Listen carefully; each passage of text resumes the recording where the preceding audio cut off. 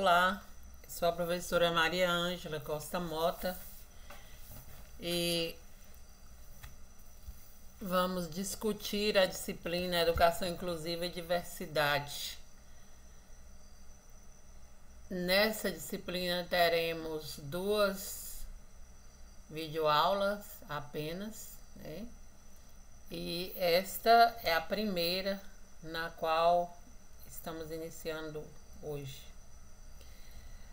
Vamos falar um pouquinho do plano de ensino e trazer a ementa que reporta a política educacional e a formação de gestores na perspectiva da diversidade humana, os fatores imprescindíveis à inclusão educacional, as principais dificuldades de aprendizagem e a gestão escolar, a diversidade como condição humana, diversidade de questões de gênero, sexualidade, religiosidade, etnia e gerações.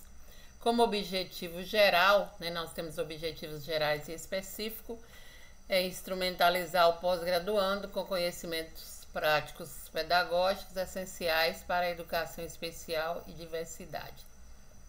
Temos os objetivos específicos, identificar a política educacional e a formação de gestores na perspectiva da diversidade humana, analisar os fatores imprescindíveis à inclusão educacional e as principais dificuldades de aprendizagem à gestão escolar, refletir sobre os fatores imprescindíveis à inclusão educacional, discutir sobre educação e exigência ética de uma mudança de paradigma nas sociedades, pressupostos sociais, educacionais e políticas da educação especial e inclusiva, compreender a diversidade como condição humana, conceituar questões de gênero, sexualidade, religiosidade, etnia e gerações.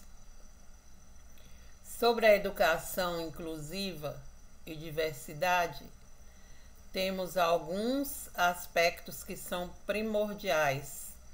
São temas que são colocados diariamente no contexto educacional e que precisamos estar antenados com relação a esses temas. Por exemplo, vê-se falar muito na questão das diferenças, porque é de conhecimento de todos que as diferenças elas são latentes, principalmente no contexto educacional no Brasil. Nós somos um povo miscigenado, que tem uma miscigenação muito grande, e a diversidade ela sobrepõe as diferenças, porque a diversidade é um fator que traz para nós grandes conceitos e uma discussão bem ampla, sem ficar apenas na questão da diferença, né? A diversidade ela está muito além da pessoa, só a pessoa com deficiência, só a pessoa que é diferente. São questões que elevam muito o nosso nível de discussão. Temos também a questão da segregação, né? A segregação é um fator que é dolorido na história da educação especial no Brasil, uma vez que a segregação na escola, na sociedade, ela traz muita dor, muita tristeza. Percebe-se que com a segregação, as pessoas que eram tidas como normais, elas ficavam em um grupo específico, e as pessoas com necessidades educacionais especiais em outro grupo. Eles eram segregados e afastados desse grupo. Aí, no decorrer do tempo, com o advento dos anos 90, que mais para frente a gente vai falar um pouquinho, veio a integração, que não é tudo que a gente queria, mas melhorou um pouco, porque as pessoas com deficiência, elas eram colocadas, por exemplo, junto com as pessoas tidas como normais e elas não se misturavam. Essas pessoas, elas tinham que tentar se adaptar ao que as outras pessoas faziam para se manterem naquele grupo. Aí, por fim, vem a inclusão, que é todos juntos, né? Por um mesmo ideal, por uma escola de qualidade, o que nós estamos buscando no decorrer desse processo de educação especial, educação inclusiva no Brasil, especialmente. E os temas que vamos debater, discutir hoje é sobre a política educacional e a formação de gestores na perspectiva da diversidade humana. Essa formação de gestores, percebe-se o seguinte: de uma certa forma, o gestor ele tem que ter uma formação pedagógica, ele precisa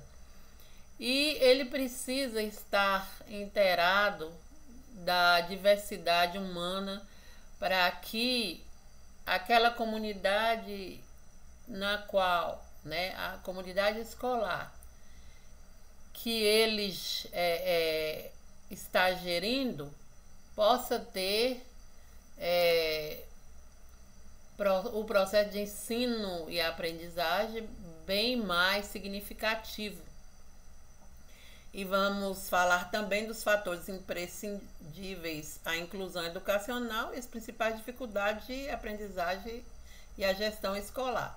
Então, são fatores que são importantes e que, devido ser importante, também acarretam dificuldades e vice-versa na aprendizagem e a gestão escolar.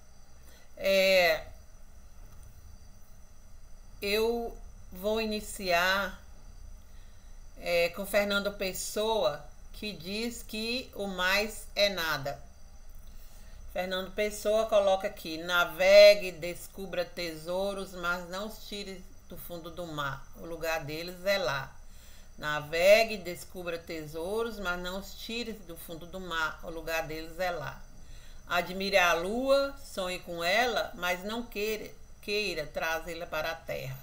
Curta o sol, se deixe acariciar por ele, mas lembre-se de que o seu calor é para todos.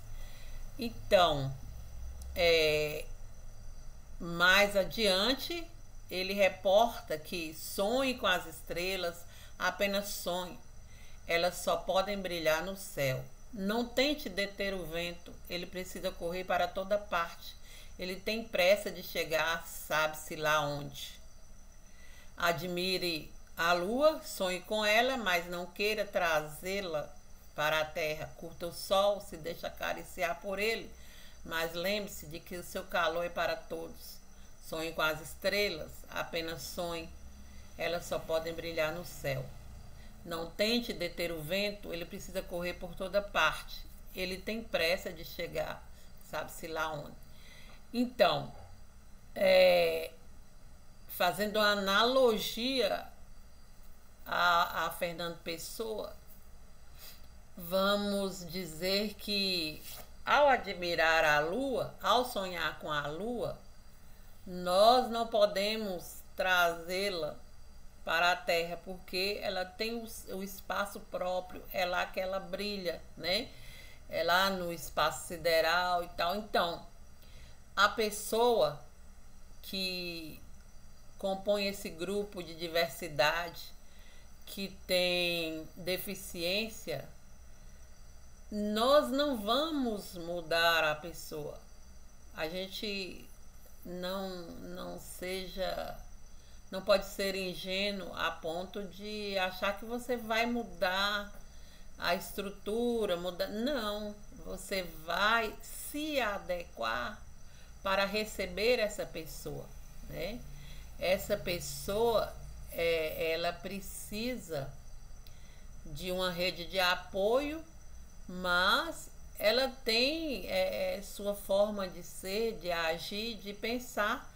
O que vamos fazer motivá-la, trabalhar com propostas de melhoria para que essa pessoa consiga ter um processo de ensino e aprendizagem legal, bacana, né? E a gente não pode impedir que essa pessoa, como o vento, corra por toda parte, porque essa pessoa ela tem o seu espaço, tem o seu tempo e precisamos ter isso conosco, que não é mudando alguém que vai melhorar o seu processo de ensino e aprendizagem. Aí nós vamos para trazendo a questão da educação especial, que a educação especial ela é uma modalidade de ensino que tem recursos e serviços educacionais especiais, dando suporte e apoio para garantir a educação formal de educandos com deficiência. Isto quem nos apresenta é a Lei de Diretrizes e Bases 93/94/96, né? Que pontua essa questão de ser uma modalidade de ensino. Agora, na história da educação dessas pessoas com deficiência, observamos que existiram 4 estágios, ou existe. No primeiro estágio, que é o estágio chamado de estágio pré-cristão, né? Onde as pessoas com necessidades educacionais ou só com deficiência, essas pessoas, elas eram execradas, elas eram segregadas, eram tratados como loucos ou cegos e mudos, eram colocados como se eles tivessem o dom da cura, curandeiro, essas questões, né? No segundo estágio, que é o período do cristianismo, que traz a piedade religiosa, eles colocaram o compadecimento, né? Fomentando a questão de proteção e asilo. As instituições era para isso. No terceiro estágio, né, que é entre o século XVI e XIX, que veio a questão do desenvolvimento científico, médico, o reconhecimento médico e psicológico, vieram as construções de instituições, e essas instituições nesses séculos elas foram oferecidas o tipo de educação segregada, né, o ensino regular. Agora, somente no século XX que surgiram os movimentos de integração dessas pessoas, né? E na década de 90 que iniciaram a inclusão. Como eu disse anteriormente, a integração é aquela parte em que as pessoas com deficiência teriam que se adaptar aos outros, a maioria. E a partir da década de 90 surge realmente a educação inclusiva, que tem característica numa política de justiça social, alcançando alunos com necessidades educacionais especiais, né? Tornando-se um conceito mais amplo, que foi o conceito trazido da Declaração de Salamanca, na década de 90, que em 1994 foi o marco da educação inclusiva para o Brasil e muitos outros países do mundo. Foi um divisor de água, né, onde esse princípio fundamental seria que as crianças, sem considerar suas condições físicas, intelectuais, sociais, emocionais, linguísticas e outras, teriam que ser acolhidas dentro das escolas. Então, a educação inclusiva ela passa a ter um marco a partir da Declaração de Salamanca, em 1994. E a educação escolar na perspectiva inclusiva difere da perspectiva de integração, que é a proposta no início dos anos 90, né, que se voltava para a limitação do indivíduo, que precisava ser tratado ou reabilitado em classes especiais do ensino regular ou em sistema paralelo de ensino, seguindo um padrão de normalidade a ser atingido no que se refere ao ensino e aprendizagem, para então ser inserido na classe comum do ensino regular. Isso aí foi no início, né? Depois, já a inclusão escolar traz a responsabilidade do ensino e aprendizagem para o social, para a escola, retirando-a do sujeito e suas características, pois reabilitar para integrar depois pode se tornar um caminho inacessível para a maioria das pessoas com deficiência, permanecendo segregadas a vida inteira. Além do que, trazê-las para uma norma ou padrão comum de ensino e aprendizagem é mesmo que a negação de sua diferença e privação da escola como instituição para todos. Então, como já foi falado anteriormente, né, o processo de segregação, ele não foi legal, mas ele foi válido, né, que foi o início do processo. E podemos mencionar, né, que vocês vão encontrar bibliografias que reportam a história da educação especial / educação inclusiva.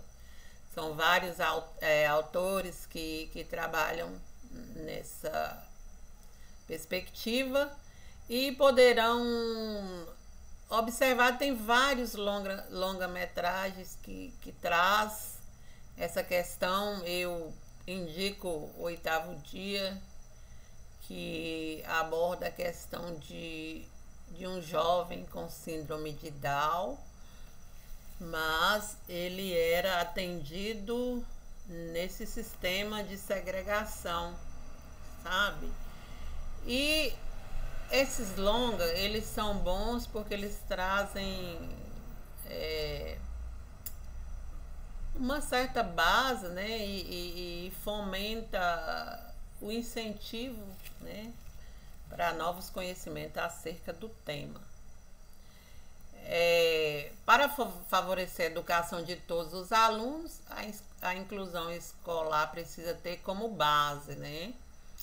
São 3: a presença do aluno na escola, o aluno com necessidade ou com deficiência, né, como queira falar, ele tem que estar na escola. A pessoa que está naquele patamar de diversidade tem que estar na escola, né? A B, sua participação de forma efetiva, tem que estar inteirado nos trabalhos, nas atividades, não minimizar a questão das atividades, menosprezando, né, a questão do capacitismo, né, que está sendo comentado sobre isso, mas adequar para que esse aluno possa seguir construindo uma aprendizagem significativa. E a letra C, que é a construção do conhecimento pelo aluno. Como eu digo, né, esse aluno, ele tem que estar na escola, tem que participar efetivamente e construir seu próprio conhecimento.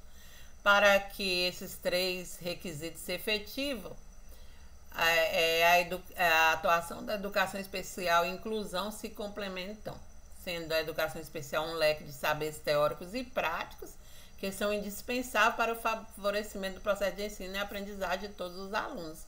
Então, o aluno precisa desses nortes para se manter no processo educativo.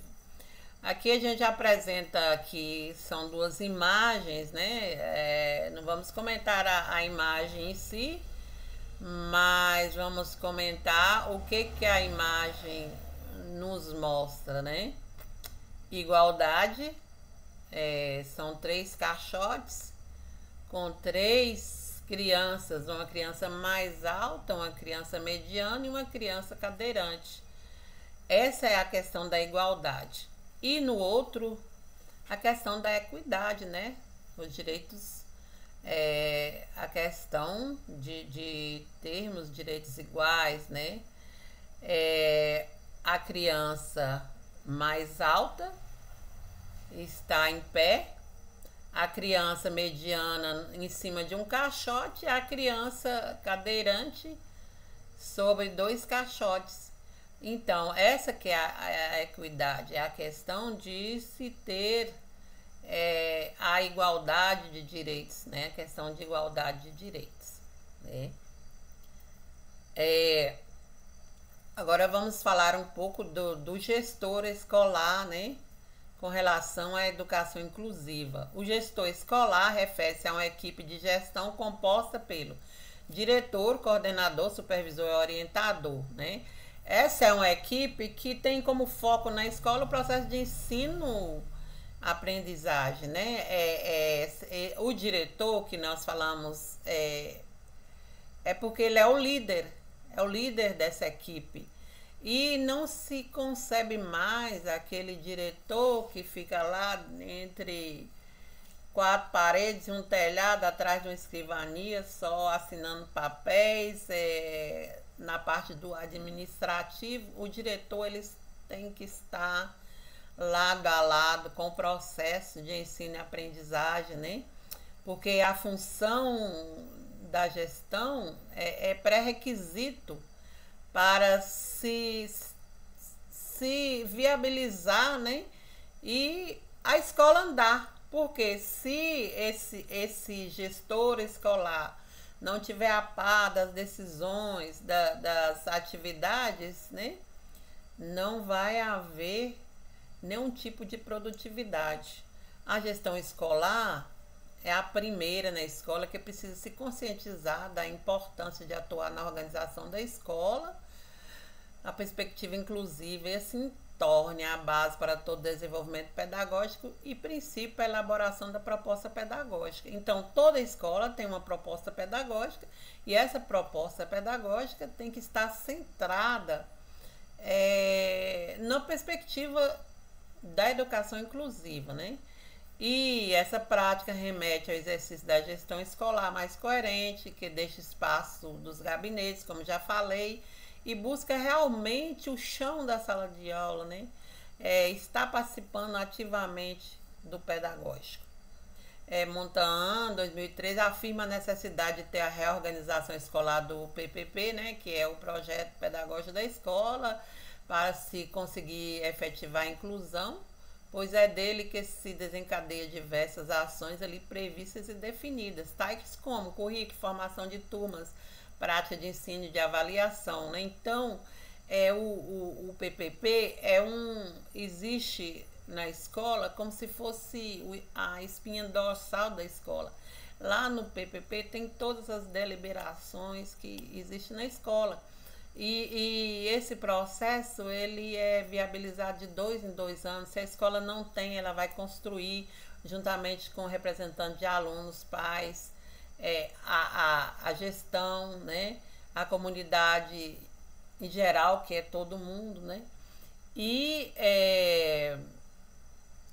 essa inclusão ela tem que estar dentro de um novo paradigma de escola, né? Não é aquela escola arcaica, né?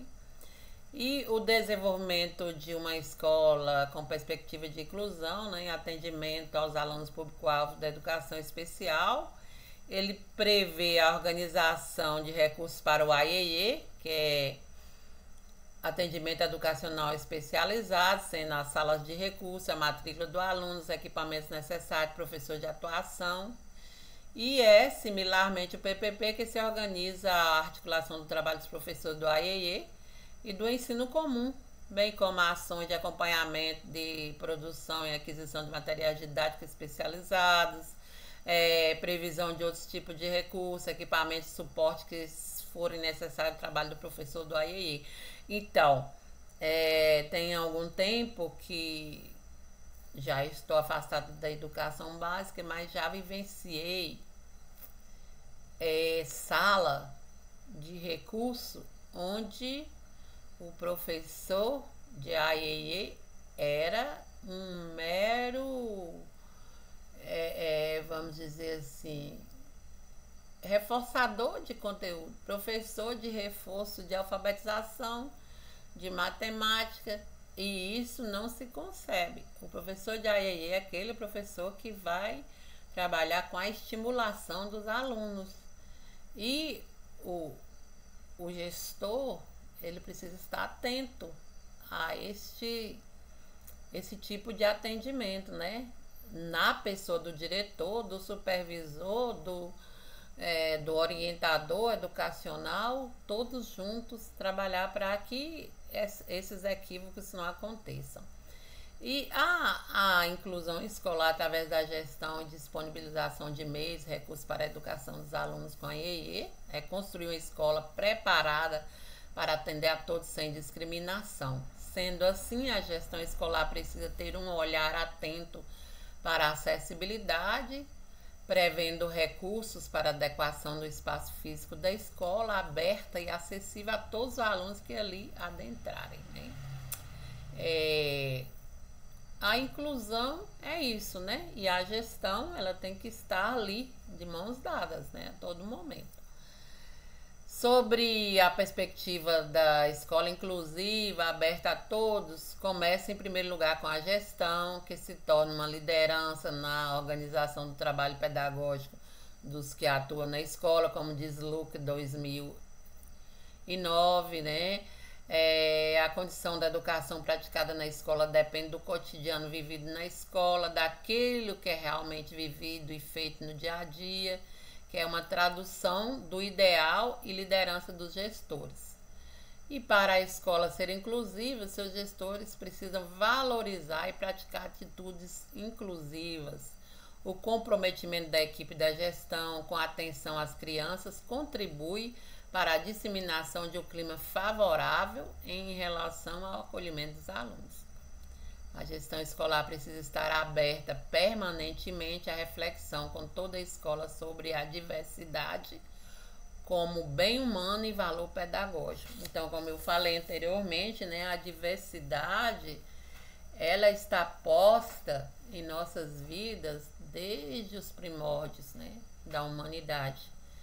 Então, podemos dizer que não existe pessoas iguais, não é? Então a gente precisa trabalhar essa questão.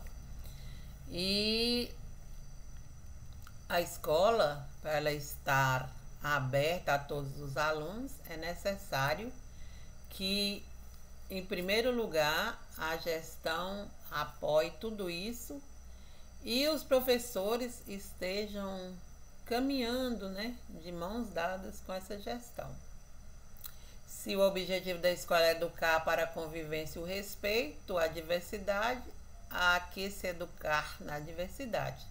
Se o objetivo é educar para a perspectiva da educação escolar inclusiva, há que se fazer da escola um ambiente inclusivo.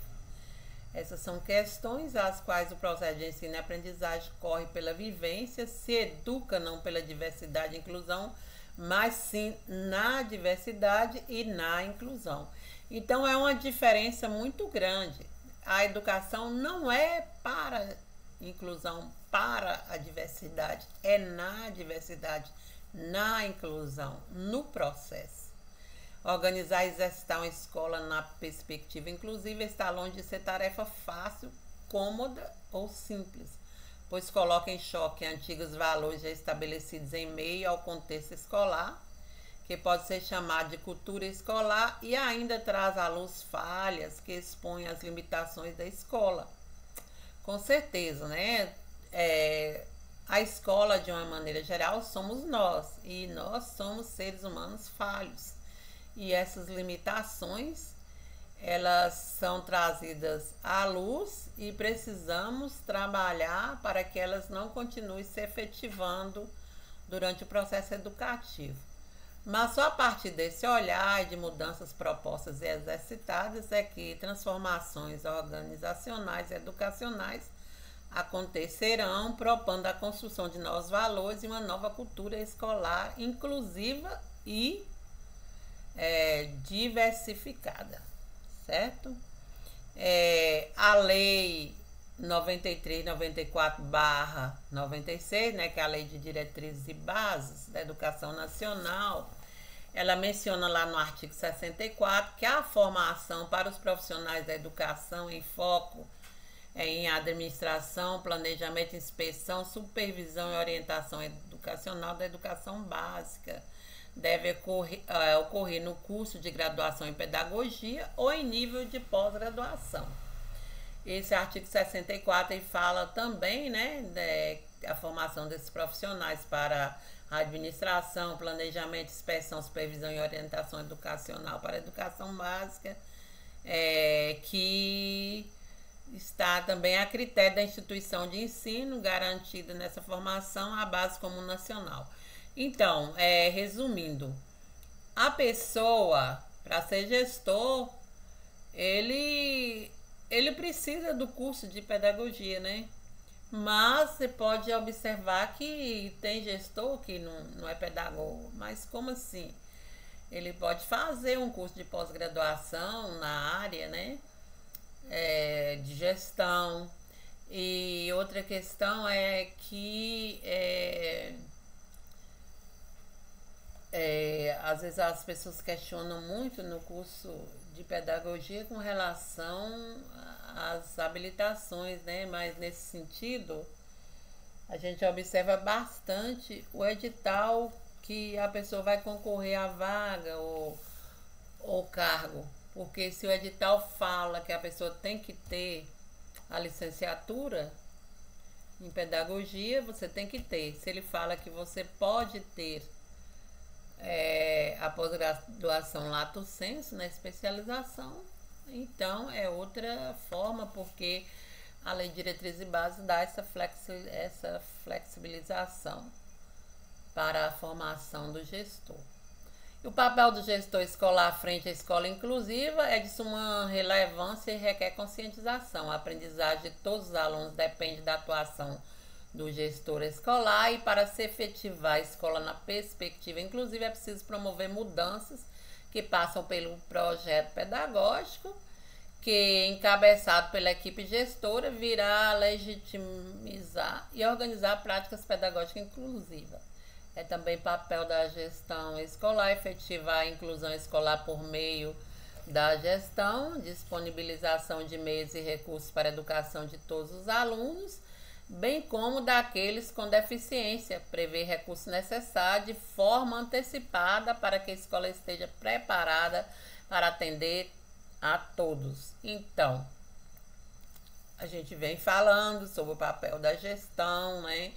E a gestão tem que ser eclética e trabalhar em função de antecipar, né, antever, para que não receba esses alunos e logo em seguida tenha problema. Então tem que estar preparada para atender a todos nesse sentido. É importante a formação tanto inicial como continuada, abarcar alguns elementos básicos no que diz respeito à atuação do gestor escolar para a inclusão, sendo o reconhecimento da inclusão escolar como um direito de todos os alunos, a promoção do respeito e a valorização da diversidade, desenvolver conhecimentos específicos sobre inclusão, suas características e peculiaridades, lidar com mudanças que a educação escolar na perspectiva inclusiva exige, cuidar da cultura inclusiva e cooperativa da escola e gerir materiais para implementar as adequações necessárias e para garantir a todos o acesso à aprendizagem e ao conhecimento. Eu posso direcionar a fala para quem é gestor nesse momento, né? No caso do diretor, que está diretor, porque está diretor, né? Está diretor, porque não é um cargo vitalício, né? Nós sabemos disso. qualquer um dentro da escola que tenha os pré-requisitos pode se tornar o gestor, diretor, né? Agora, os outros cargos que são funções que tem o mérito da formação, por concurso, por contrato, né? Já estão postos ali o supervisor, o orientador educacional, né? Mas a função de diretor, que é o gestor, né? Que comanda o grupo da gestão da escola, não vamos dizer assim, você está naquele cargo que pode mudar o ciclo em outro momento, né? Então é preciso a gente estar sempre em formação continuada para abarcar, né? Todas as peculiaridades, todas as dificuldades que virão pela frente, que não são poucas, porque todos os cargos têm os cargos e os encargos, né? Os encargos é o que é mais difícil e nesse momento nós estamos falando da educação inclusiva, não como um encargo, né? Uma coisa pesada, mas algo que nos dá um favorecimento e nos traz a condição de trabalhar com a diversidade, né? De uma forma muito mais abrangente, né? E de qualidade, certo? Aí a gente vai ver como enxergar a mim mesmo e o outro. Vamos observar essa imagem, né? Que diz o seguinte: como enxergar melhor a mim mesmo e o outro? Há uma história por trás de cada pessoa, uma razão pela qual elas são do jeito que são. Não julgue ninguém. Então, cada pessoa ela é única, né? Cada um tem sua história, tem o seu contexto, né? Traz consigo toda uma história de vida, né? E não somos nós que vamos julgar, né? A gente vai como educador, como formador de opinião, né? Buscar enxergar o outro, né? O semelhante. No nosso caso, que estamos nesse instante aqui falando de diversidade e inclusão, ter esse olhar voltado para as pessoas com necessidades, né? Pessoas com deficiência. E outra imagem que por si só já fala, né? Vamos imaginar na época da segregação, né? O pássaro está no lugar do homem, né? E o pássaro diz: se está cantando é porque está feliz. Então, já pensaram a pessoa segregada num canto ali, separada, e os outros se sentindo o máximo, né? Enquanto aquela pessoa que se sente segregada, né, pede socorro. Então é uma imagem bem alusiva e que a gente precisa refletir sobre isso, né? Outra imagem aqui que nos traz a reflexão, né? Tem alguém no centro gritando, chamando a atenção, e as setinhas mostrando para ele, mas cada um está fazendo uma coisa diferente, né? Então, precisamos refletir sobre isso também, né? Cada um doar um pouco de si para resolver essa questão, né? Trazer a questão da inclusão e da diversidade para dentro da escola, da nossa sala de aula, da nossa família, do meu convívio social, da igreja, da minha rua, em todos os espaços. Nós, educadores, temos essa prerrogativa, né? E somos multiplicadores. Aí vem uma outra imagem que mostra o eu, né? E o outro eu, né? Que é a pessoa de frente para o espelho. Como eu vejo o mundo, como eu enxergo a mim mesma, como eu enxergo as outras pessoas. Então é um momento de reflexão, de estarmos pensando sobre o que eu fiz com relação ao processo de inclusão, sobre a diversidade, como eu enxergo a outra pessoa, né? Até na questão profissional, o respeito, né? Em lidar com o outro, a convivência, tudo isso, nessa imagem a gente pode apurar e apurar muito mais. Aí uma outra imagem que nos remonta na educação como deve ser tratada a pessoa com deficiência, como a pessoa tem que ser tratada como um ser humano, reconhecendo as suas singularidades e necessidades, deve adentrar nos mesmos espaços dos demais estudantes e ter o direito de acessar o conhecimento e os saberes na mesma sala de aula da rede regular de ensino. Então é isso, né? A educação inclusiva é isso, tratar a pessoa com deficiência como ser humano, tratar a pessoa que é tida como diferente, que vamos ver mais adiante, né? Questão de gênero, etnia, tratar como todos, né? Como pessoas iguais de direito. A Declaração Universal dos Direitos Humanos já coloca isso aí, né? Há muitos anos. E outro ponto, né, que são as possibilidades e os desafios, né? Rede de proteção.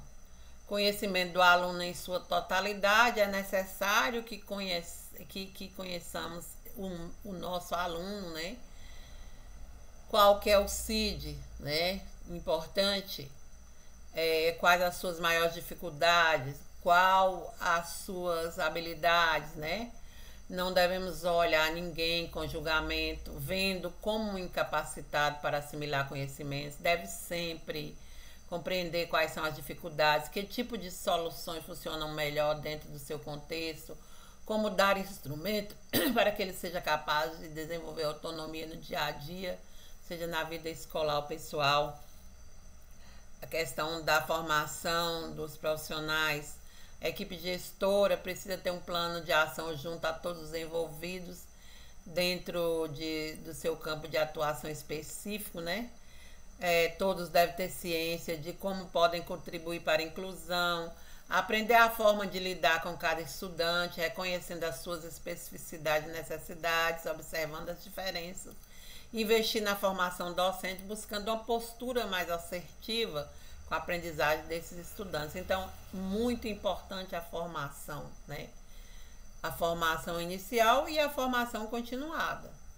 Não é falar assim, eu sou professor, eu já sou formado. Não precisa. Nós precisamos estar dia a dia nos atualizando, né? Integração efetiva entre o professor da sala de recursos multifuncional e do ensino regular. São dois professores diferentes, ou vários professores, dependendo do nível de ensino, né? E se essa integração não existe, já é um problema, né? Então, eles precisam dialogar, né? As experiências Caminho Encontrado tem o objetivo de ampliar as competências dos alunos, né? Do estudante, né? No contexto, a observação na sala de aula, auxílio nas adequações de atividades e feedback de ações faz toda a diferença, pois cada profissional sabe e compreende sua importância no processo e aprende também com os colegas, né? Relação de autorresponsabilidade e corresponsabilidade, né? Eu tenho a minha responsabilidade e eu tenho a responsabilidade junto com o outro. Então não pode haver divergência entre esses dois profissionais, né? Ou vários profissionais, depende do número de professores e o professor da sala de AEI. Atendimento na sala de recurso multifuncional deve ter seus horários definidos a partir de um cronograma em comum, de acordo com o aluno e a família. Essa definição é necessária para o desenvolvimento de um trabalho melhor e contribuição junto ao professor que atua nesse local, que deve ter um plano específico para cada aluno. E não fazer da sala de recurso multifuncional uma sala de, vamos dizer assim, de apoio à aprendizagem matemática, português, ciência, de reforço de aprendizagem. Nunca foi, né? O uso da tecnologia dentro da escola, né? Também o uso da tecnologia é ótimo, porque às vezes o aluno com deficiência ele tem um certo manejo com a tecnologia, né?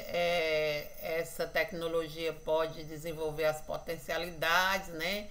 Despertar interesse e contribuir para o desenvolvimento cognitivo, né? E eu falo muito que a tecnologia deve ser uma aliada do professor, não uma inimiga. Trabalhar em cima dessa perspectiva. Parceria escola e família. Se não acontecer, é um problema, porque tem que existir. Esse será sempre o ponto-chave. A família colabora com as informações para a construções de processo, além de seu apoio ser fundamental para o engajamento dos estudantes na instituição. Nós sabemos que existem famílias que têm uma aversão muito grande desde o diagnóstico, né? A família não aceita que o filho é autista, né? Que tem o TEA. Às vezes a mãe também por sinal, pode ter o problema e não aceita. E aí vira uma bola de neve. Então o trabalho com a família é primordial nesse sentido. E a gente vai para a questão crucial. Amar virou coisa de gente corajosa. Por que corajosa? Porque a educação, para ser educador, tem que ser corajoso. E o educador ama, né? Como já dizia aí, ó, Rubem Alves. Então, vamos reforçar, né? Que a gente precisa, né? Precisa amar para poder virar uma gente grande e corajosa, né? O professor é gente grande. O aluno nos vê como um exemplo, né? E não podia deixar de trazer aqui a reflexão da nossa querida Alice. Quantas vezes nos propomos a mudar o nosso olhar, o nosso sentimento para incluir outra pessoa? É uma fala aí de Alice, né? Um diálogo de Alice com a lagarta, né? Lá no País das Maravilhas. Quem é você? Eu não sei muito bem, senhora. No presente momento, pelo menos, eu sei quem eu era quando levantei essa manhã, mas acho que tenho mudado muitas vezes desde então. Então, vamos mudar como a lagarta? Construindo nosso casulo, mas não ficando só lá dentro do casulo. Nós vamos nos tornar pessoas que apoiamos, construímos e trabalhamos com a inclusão e a diversidade aí, seus gestores, professores, nós de uma maneira geral, né? E a partir daí vamos para o nosso fórum número 1, que eu peguei uma fala lá da Glatt e mais 2 autores, Plest e Fontes, 2007, que diz que a atuação da educação especial e inclusão escolar se complementam, sendo a educação especial um leque de saberes teóricos e práticos que são indispensáveis para o favorecimento do processo de ensino e aprendizagem de todos os alunos. E coloquei as 3 bases que são postas pelos autores. Letra A, presença do aluno na escola, já falamos. A sua participação de forma efetiva na sala de aula, na escola, no contexto. E a construção do conhecimento pelo aluno. Então, após a leitura, eu só coloquei 2 textos para serem lidos. Discutir e comentar com seus pares, né? Esse item citado acima, os 3 pontos, A, B e C. É o fórum 1. Aí, mais adiante, nós vamos ter a A1, né? Atividade individual, que é acessar a videoaula 1, ler os materiais de referência, né? E fazer uma pesquisa de campo, a importância do gestor escolar frente à educação especial na perspectiva da educação inclusiva. Escolher uma escola que seja mais acessível, pode ocorrer na própria escola que trabalha. No caso do gestor, né, se tem algum gestor que está fazendo a pós, pode fazer um relato de experiência, sem problema. Agora o professor, eu gostaria que fizesse a entrevista. Tem lá um roteiro de entrevista para trabalhar esse tema. E depois de a entrevista pronta, vocês vão fazer um resumo sucinto das respostas dadas pelo gestor indagado. As questões estão já na A1. E depois que postarem no AVA, onde o professor tutor vai fazer a correção, que vai ser só um resumo, vão me mandar uma cópia em meu e-mail, que eu gosto de ter essa documentação comigo, né, para a prosperidade. No mais, tem aqui as referências de 2 textos que eu utilizei durante a nossa aula.